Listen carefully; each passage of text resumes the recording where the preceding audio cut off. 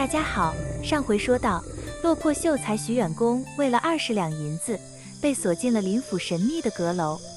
徐远公心里哀叹，完了，这哪是请我来驱邪，这分明是把我当成盘里的菜，要喂给这屋里的怪物啊！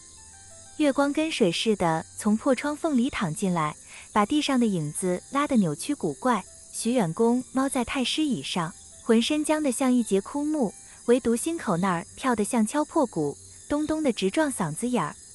可是那双眼老是不由自主地往墙上那幅画上扫，画里的汉子穿着青衫，相貌极其威严，那一对招子在豆大的灯火底下，像是活了过来，正冷冷地打量着他这个冒牌货。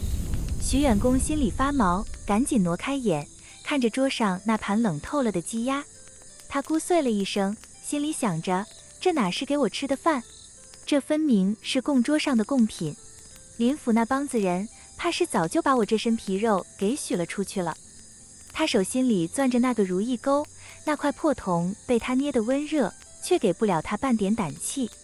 他长叹一口气，自嘲地想，罢了，这辈子骗的人够多了，今儿个怕是老天爷要收账了。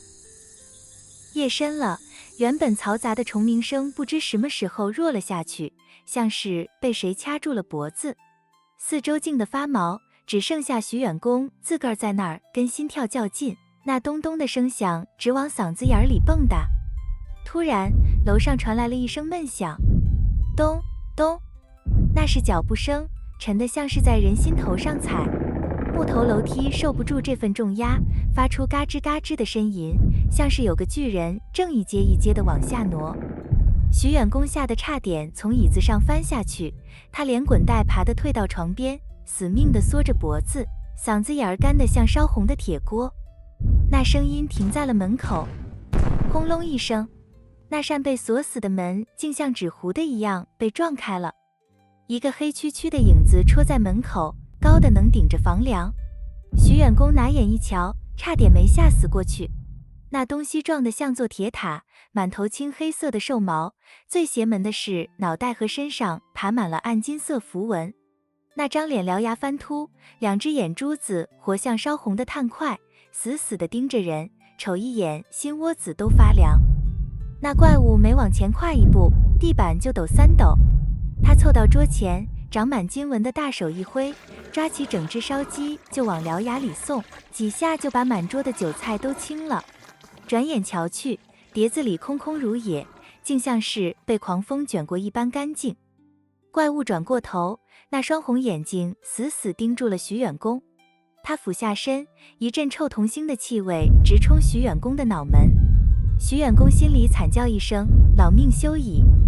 眼瞅着那长满金色符文的利爪要抓过来，徐远公也不知道是哪来的邪劲儿，本能地抓起床上那条厚棉被，使出吃奶的力气往怪物头上蒙去。他大喊了一声，嗓子都破了音，叫道：去你的吧！怪物被棉被兜头蒙住，发出几声愤怒的低吼，爪子在被面上胡乱一撕，嘶的一声，被子被撕破了一道口子。可就在这节骨眼上，怪物的动作突然僵住了。他没把被子扯下来，反而把鼻子凑到那道破口前，使劲儿嗅了嗅。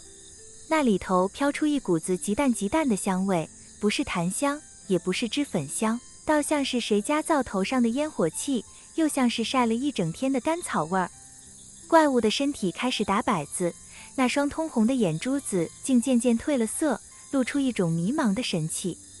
徐远公缩在墙角，大气都不敢出，心里纳闷，这怪物难不成是看上这床烂棉花了？怪物低头瞅了瞅那破口子，又瞅了瞅自己的爪子，发出一声像是哭又像是叹气的闷哼。他猛地转身，连路都顾不得看，跌跌撞撞地冲出了阁楼，消失在漆黑的竹林里。徐远公愣了半晌，这才发现自己裤裆都湿了一半。他顾不得体面，连滚带爬地冲到另一个方向的窗边，用椅子砸开那几根烂木头，翻身跳了出去。他心里只有一个念头，什么20两银子，什么体面名声，通通见鬼去吧！活着，只有活着才是真格的。第4章，孽缘难断。徐远公在竹林子里连跌带撞，那一身长衫早被树杈子划破了几簇，一点子溅得满身都是，狼狈的连半分秀才气都找不着了。他不知道往哪儿跑，只觉得背后有千万只红眼睛在盯着他。直到翻过一道矮墙，他一头扎进了马厩的干草堆里，惊得几匹老马直打响鼻。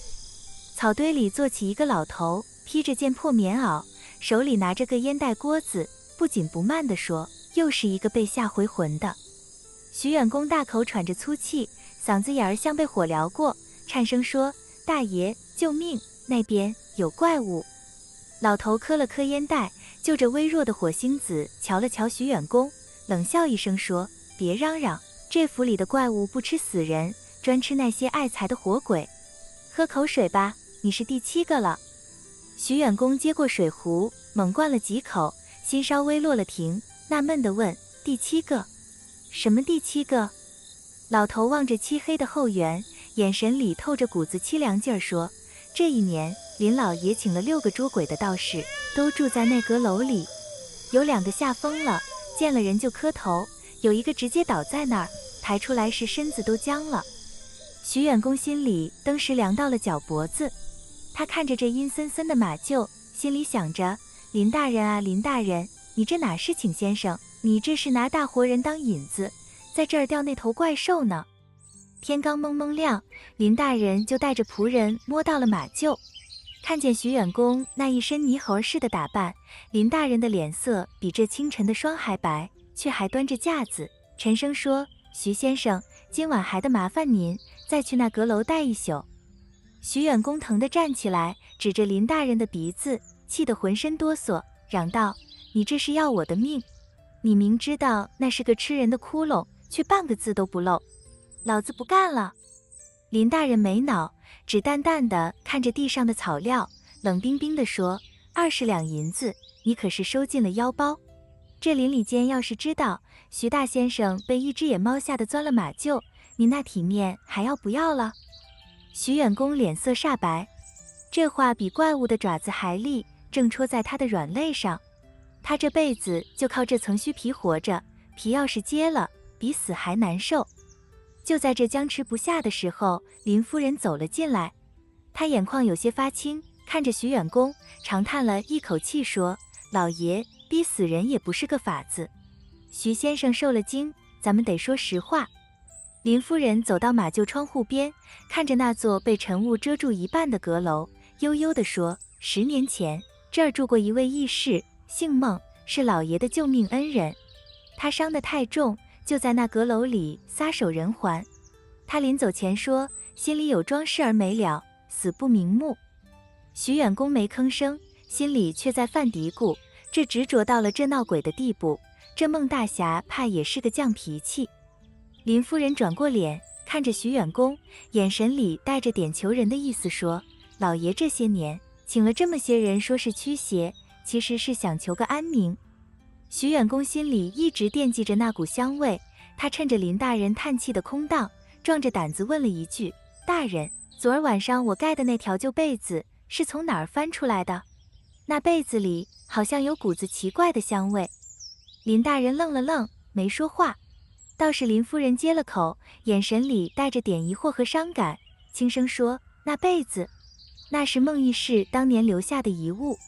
他走后，我瞧那段紫面还新，舍不得扔，就叫人收进了阁楼的柜子里。至于什么香味，我倒真没留心过。”徐远公听完，心头像是被什么东西重重地撞了一下，他猛地想起怪物闻到被子后那副失魂落魄的神情。林夫人这才恍然大悟，绞着帕子说：“难不成是那香囊？那被子里缝着他夫人的香囊？”他一拍大腿，眼珠子瞪得浑圆，低声嘟囔着：“怪不得他不咬我，倒去闻那被子，他那是闻到了家里的味儿啊。”他把腰带勒紧了些，闷声说：“成，我去。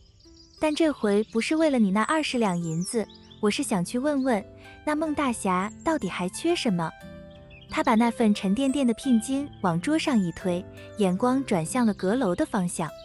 他自嘲地笑了笑，心里想着：我徐远公活了大半辈子都在骗人，没想到今儿个竟要跟一个死了10年的鬼讲真心。